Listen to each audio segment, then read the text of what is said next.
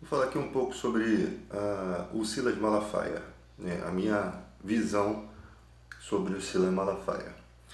O Malafaia, ele é um cara que ele era para ser um pregador como Billy Graham. Ele era para ser como Billy Graham. Mas por ele ter se metido em tanta questão de política, hoje em dia eu não consigo ver ele pregando bem como ele pregava antigamente, tá? Eu lembro que as apostilas da Central Gospel, elas eram as apostilas muito bem planejadas, muito bem editadas, de uma forma suave para a leitura, né? Era diferente das apostilas da CPAD, que só tinha letra, ela não tinha aqueles desenhos convidativos, né, que você olha uma revista e dá prazer de você ler. Foi uma coisa muito bem elaborada, foram as apostilas da Central Gospel. E isso trouxe muito conhecimento para o Brasil, trouxe muito. Sendo que hoje em dia a gente tem que lembrar que há uma só fé e um só Espírito. Quando você é cristão, você entende que por exemplo, o pastor prega na tua igreja, o outro pastor prega numa igreja que não tem nada a ver com a sua, e alguém fala para você uma mensagem.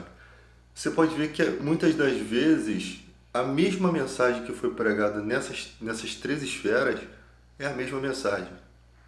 Possivelmente aquilo que Deus está querendo mostrar ao mundo naquele momento. A inspiração, né, por ser uma só fé e um só Espírito. Diverge de alguma coisa porque o pregador tem o seu ritual de estudo, né? Existe uma mensagem que ele tem que levar uma parte dela diretamente para aqueles membros da igreja, alguém que esteja precisando. A pessoa às vezes não faz ideia do que está pregando e o bem que está trazendo para aquelas pessoas. Então há o poder na palavra para chegar e alcançar essas pessoas, né? Mas só que existe uma palavra que Deus quer falar naquele momento. Há uma só fé, um só Espírito. Uma palavra que Deus quer falar para as igrejas. Tá? Então você tem pastores que não estão sintonizados nessa fé. Como você não estivesse, como se você não tivesse, você tivesse o rádio de Deus, mas você não estivesse na estação certa onde está ocorrendo a mensagem de Deus. Você não estivesse situado nessa estação. Isso acontece por vários motivos. Existem muitos pastores que estão caídos, né? Mas eles continuam pregando. O que eu digo como caído? Por exemplo, o fato de o Ciro Malafaia ter se envolvido em várias tretas políticas não significa que ele não pode ter se arrependido, não significa que ele não pode ter mudado, tá? Não significa que ele pode ter mudado temporariamente, mas depois caiu de novo, que a nossa vida é como um ritmo cardíaco. É alto e baixo, alto e baixo. E Deus não deixa de usar aquela pessoa. Mas muitas vezes, quando uma pessoa esconde algo, não estou falando propriamente sendo ele, por exemplo, o cara está vivendo uma vida com um amante escondido, tá? Quando ele vai pregar, ele tem as artimanhas da pregação. Ele não vai deixar de pregar, ele não vai deixar de sustentar aquele universo que ele construiu, né? Aquela empresa que ele construiu, aquele legado. Então o cara continua, sendo que o que há no coração do homem? Existe a disposição de deixar aquele caminho? É um caminho de fraqueza? Ou a pessoa está achando que vai viver com aquilo e com a igreja, sabe? E a Bíblia diz que não há nada encoberto que não venha a ser revelado dos telhados, ou seja, se isso ocorre na vida de alguém que é líder de igreja, com certeza Deus vai manifestar uma hora ou outra. Não há nada que esteja tão escondido que Deus não possa revelar de cima do telhado, tá?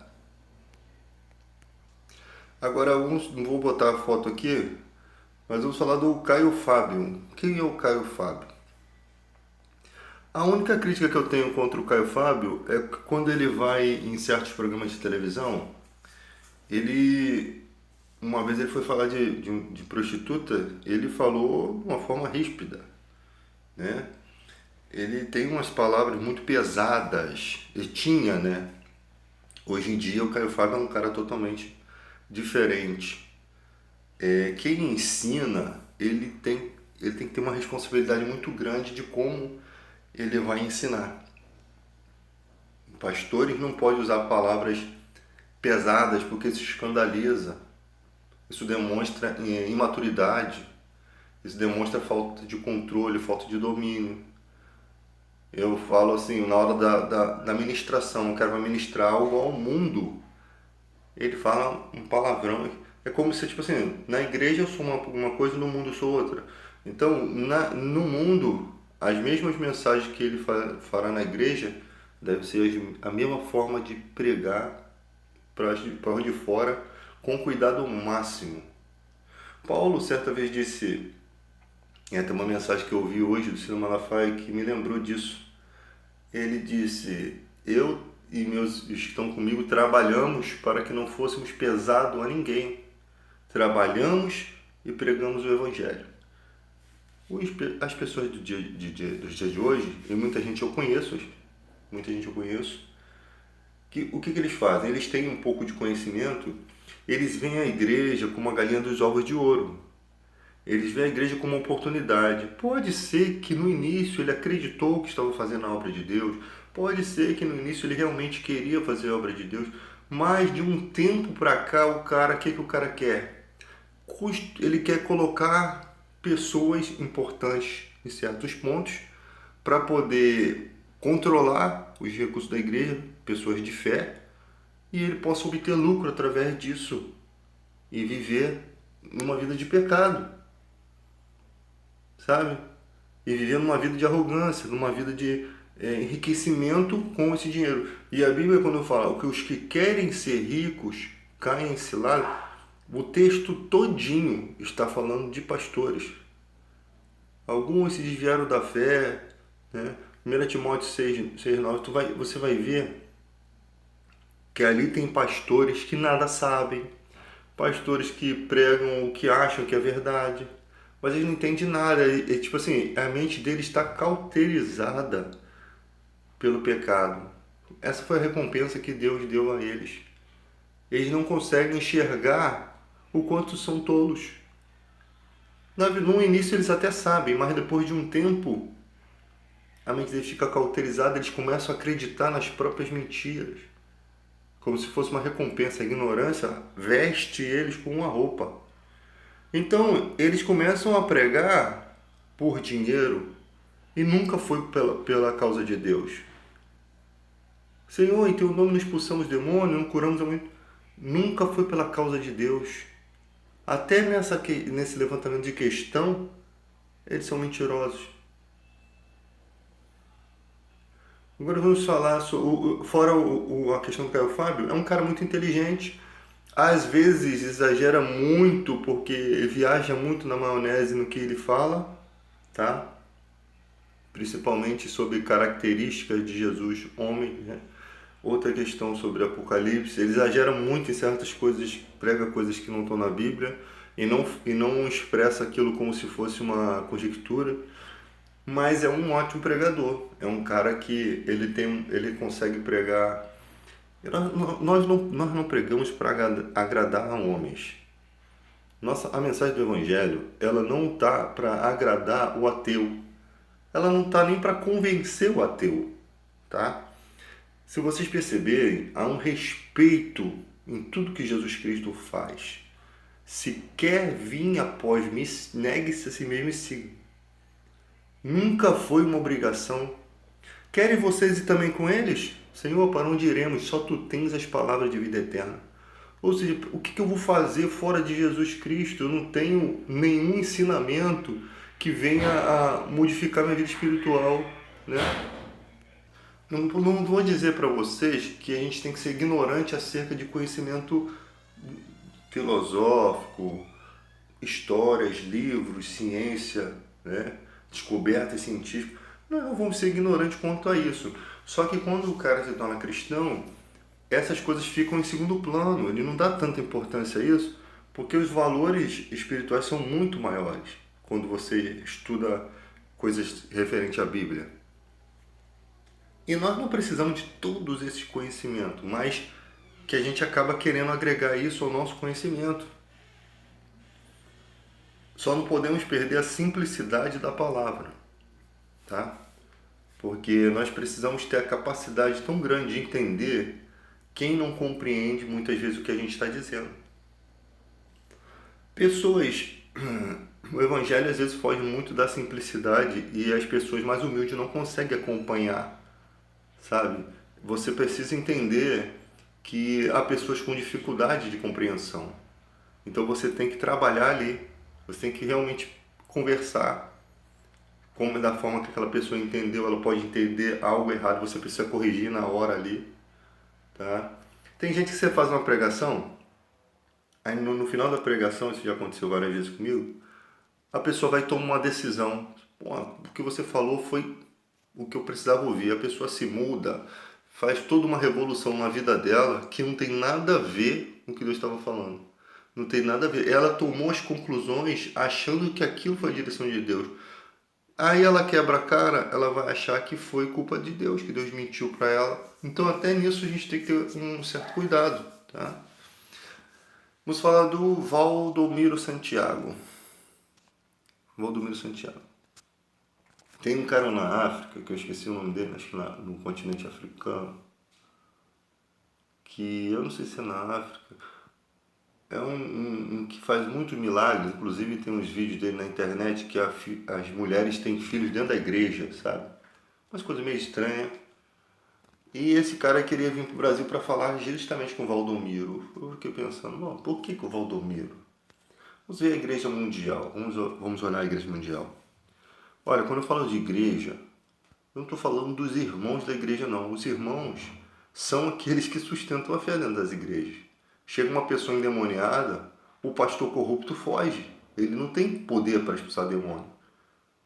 Ele não tem poder contra o mal. Se tem, Deus deu a ele e ele está com Balaão, como um profeta corrupto, né? Avarento. Mas quem tem o poder mesmo são aquele grupo de oração, aquelas irmãs, os irmãos, eles que têm o poder. Você pode ver que todo o trabalho espiritual na igreja é feito por eles, e até o trabalho físico, de pegar o jornal, às vezes a Igreja Universal tem muito isso, eles compram, os cristãos compram o jornal por R$ 1, e eles doam esse jornal. Tudo bem. Se o jornal pelo menos trouxesse mensagens bíblicas, não trouxesse um monte de histórias, aquela coisa enjoativa, né? Tem alguns testemunhos que são enjoativos de você ouvir, mas tem gente que gosta de ver, de ver, né? Então o jornal se aplica a isso. Mas eu acho que o jornal tinha que se aplicar o quê? A levar sempre várias mensagens de Cristo, sempre pregar um... Engraçado que sempre pregam certas coisas, mas deixam de lado outras. Quanto à questão do dinheiro, né? Porque você vê muitas pregações na Igreja Universal voltada a recurso financeiro. Isso não condiz, porque é uma só fé, um só espírito. Todas as igrejas deveriam estar pregando a mesma coisa, nesse sentido. Então, é sempre dinheiro, né? Aí às vezes vai falar de casamento, aí tá falando de casamento, mas tudo com o intuito de manipular as pessoas para elas pensar na questão do dinheiro e trazer dinheiro para a igreja. É sempre o intuito é esse. Na Igreja Mundial, o Valdomiro é um cara muito inteligente, tá? Mas toda essa treta que ele tem com o Ratinho, você percebe que eles tiveram uma treta com o Ratinho um tempo atrás, e alguém do alto escalão deve ter falado, ó, acaba com essa treta aí. Ou aquela treta foi manipulada, ou aquilo ali foi algo simplesmente para dizer que o mundo e a igreja estão juntos, né? Na verdade, uma coisa não tem nada a ver com a outra. Um cristão, se ele estivesse pregando a verdade hoje em dia, ele estaria desagradando muita gente, tá? Ia ter muita gente querendo ter a sua admiração, sim, mas ia ter muito mais gente o odiando. No Brasil, o que acontece é que o charlatanismo não recebe a devida punição, porque os pastores charlatões, não vou dizer que são todos, mas muitos, estão conectados aos políticos corruptos. Ou seja, tem uma fonte de voto maior do que as igrejas. Porque quando você fala igreja, você tem a igreja evangélica, mas você também tem os católicos. Então, um cara que vem levantando a bandeira de Jesus Cristo, mesmo de forma a se beneficiar, é como a espada de Tandera lá, a espada do Thundercat, que ilumina os olhos de todos que estão distantes. Só que é enganação. No Brasil é enganação. Por quê? Porque o charlatanismo não recebe punição, porque as autoridades, elas estão todas mancomunadas a não fazer com que vá à frente esse charlatanismo. Por isso que você vê charlatão fazendo filme, você vê charlatão passando mensagem como se fosse herói, como se fosse bom moço, quando todos nós sabemos que são corruptos e ladrões avarentos. Tá? E toda vez que eu faço essa mensagem, o YouTube vem e me bloqueia com mensagem de ódio. Isso não é mensagem de ódio, isso é verdade. Isso é a realidade dos fatos. Então, você vê que a igreja tem que deixar de ser palanque de político. Tipo assim, se um pastor vai abraçar um político, de repente para que se ajude, né, nas questões burocráticas de terrenos, sabe, não e na ilegalidade, mas nessas questões que às vezes as pessoas querem propina e a igreja não pode dar, tudo bem, mas que seja um político íntegro, que não esteja se manchando. É outra coisa, você abraça o cara aqui, se ele desabraçar a sua... Se ele não respeitar, não honrar o compromisso com a sua amizade, chuta ele também, irmão. Da mesma forma que eu aperto tua mão, eu posso falar um monte de coisa sobre o seu respeito na tua cara. Porque você não tem um compromisso com a pessoa, é com Jesus Cristo que você tem. Você tem que ter um compromisso com Jesus Cristo. Nós temos no dia de hoje até pessoas que cobram valores para revelar as coisas. Gente, milagres, revelações, essas coisas é muito raro acontecer.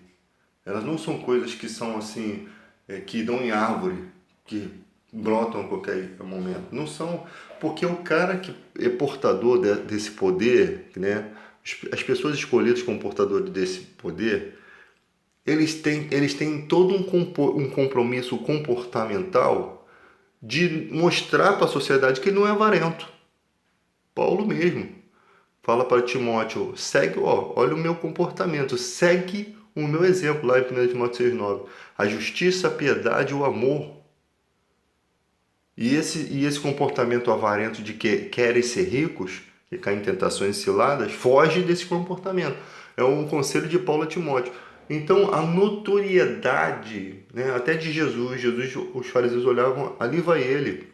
A multidão segue, mas ele nada aproveita. Até aos olhos do inimigo, Jesus era bem quisto. Né? Jesus era bem visto. Até os olhos do inimigo, nem os olhos do inimigo não conseguia imputar maldade na vida de Jesus. Isso é despertar a luz até nos corações incrédulos, dos corações medíocres. Né? Então, esse comportamento cristão você não vê hoje em dia no Brasil, não tem. Uma igreja grande que na hora de sua pregação, jamais, ela ao invés de dizer o que as outras igrejas diz, ela dizer, você não é obrigado a ser dizimista. O dízimo não é obrigação para o povo da igreja. Hoje nós somos uma igreja gentílica. O dízimo é obrigação para os judeus. Malaquias está repreendendo o povo judeu, porque o dízimo está na lei. Então, se vocês querem trazer o dízimo, a casa do tesouro era na mão dos levitas, não hoje em dia. Roubará o homem a Deus? Quem disse que o homem está roubando a Deus se não der o dízimo? Nós não somos judeus, somos gentios. Então, gente, você não vê nenhum pastor quebrando a corrente, porque se o pastor estivesse fazendo isso, ele estaria instantaneamente denunciando a corrupção dos demais. Então, quando eu não vejo isso acontecendo, eu vejo por quê. Pastores que eu me decepciono, o cara está apoiando o Bolsonaro. E é uma decepção tão, sabe? A minha cara cai no chão de vergonha do cristianismo de hoje. Um pastor de verdade jamais estaria apoiando o Bolsonaro. Eu não vou dizer assim, não, ele tem que apoiar o Lula, não, mas sinceramente, apoiar o Bolsonaro é sinônimo de decadência espiritual drástica. É sinônimo de decadência. E permanecer apoiando até os dias de hoje, da data desse vídeo, é decadência ainda pior. Por quê? Porque um homem de Deus, cabe a ele corrigir, redarguir, repreender. Eu saí da minha igreja porque eu não pude fazer isso. Eu tenho meu amigo, meu pastor é meu amigo, vai continuar sendo meu amigo. Mas quando eu sempre falei para ele, a gente vai ter divergência de opinião. Eu preguei mais de 10 anos. Eu saí da minha igreja. Por quê? Porque eu achei que era necessário eu pregar, falar para a igreja sobre o que está acontecendo, porque nós não sabemos o desenrolar dessa história, tá? Desse processo bolsonarista. Mas aí nós estamos vendo as consequências. Uma vez eu estava decepcionado comigo mesmo, porque eu achava que eu não devia falar de política. Um cristão que só prega a Bíblia vai falar de política? Eu decepcionado porque eu estava indo por esse caminho de falar de política, dentro, né, do respeito. Depois você acaba perdendo a cabeça com todas as situações que você vê, você começa a ir para a área do deboche, né? E você já não quer mais saber daquela pessoa, você já não quer que aquela pessoa seja inimigo, mas quem é inimigo do povo acaba se tornando nosso adversário. E eu e minha esposa, a gente na rua, e um cara me parou e me deu uma mensagem, uma pessoa que eu nunca vi. Continue dizendo, continue falando. Aquilo me reanimou, porque eu achei que eu estava fazendo alguma coisa errada. Depois eu entendi que era necessário redarguir, corrigir, repreender. Eu não ia falar para as pessoas votarem no Lula, não é isso. É mostrar para as pessoas a situação decadente que a igreja está hoje. A igreja, em sua maioria, no Brasil. E por isso nós abrigamos alguém que não representa o cristianismo como se ele representasse. Agora, o pior é entender que quando o anticristo vier, fazendo tudo bonitinho, fazendo sinais e prodígios para enganar, com certeza essa igreja vai ser enganada, porque se nem um cara que é pintado todo de um comportamento ridículo, esse cara não consegue ser afastado do apoio político da igreja, imagina o anticristo, gente, que vai vir bonitinho, como Jesus, que vai enganar, se possível, até os escolhidos. É isso que eu deixo para vocês raciocinarem.